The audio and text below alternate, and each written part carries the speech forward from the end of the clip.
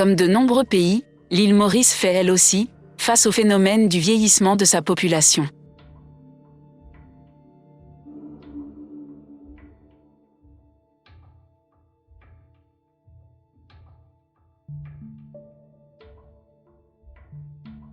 Le nombre de personnes âgées de 60 ans ou plus dans le pays a doublé en 20 ans, passant de 107 503 personnes en 2010 à plus de 220 000 en 2020. Sur 30 ans, la hausse est de 151%.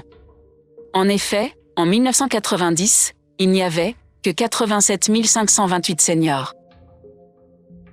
Cette tendance est appelée à s'accentuer dans le temps. Car selon les projections, l'île Maurice comptera 342 912 personnes âgées de plus de 60 ans en 2041. Et près de 355 000, 10 ans après, soit en 2051. Au fait, il y a 3 différents types de sociétés basées sur la proportion de personnes âgées. Le premier est une société vieillissante où environ 7 à 14% de la population ont 65 ans ou plus. Il y a également ce qu'on appelle une société âgée, dans laquelle 14 à 21% de la population ont 65 ans ou plus. Le troisième est une société hyper vieille où plus de 20% de la population sont âgés de 65 ans ou plus, à l'instar du Japon, qui est actuellement qualifié de pays le plus vieux du monde. Selon cette classification, il est estimé que Maurice sera une société hyper vieille au cours des 2 prochaines décennies.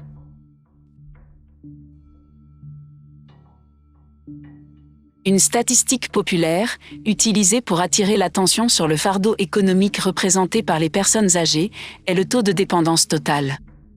Ce ratio donne une indication du nombre de personnes à charge, dont chaque personne en âge de travailler doit subvenir aux besoins, en moyenne.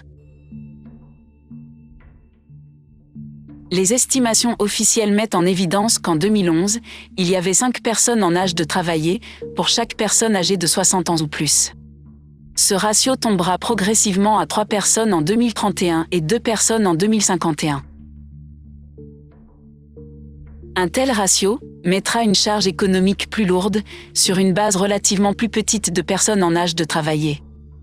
Il y a actuellement environ 238 000 personnes âgées de plus de 60 ans qui reçoivent la pension de vieillesse, coûtant la bagatelle de 28 milliards de roupies au trésor public annuellement. Cela représentait environ 6,5% du PIB du pays en 2020.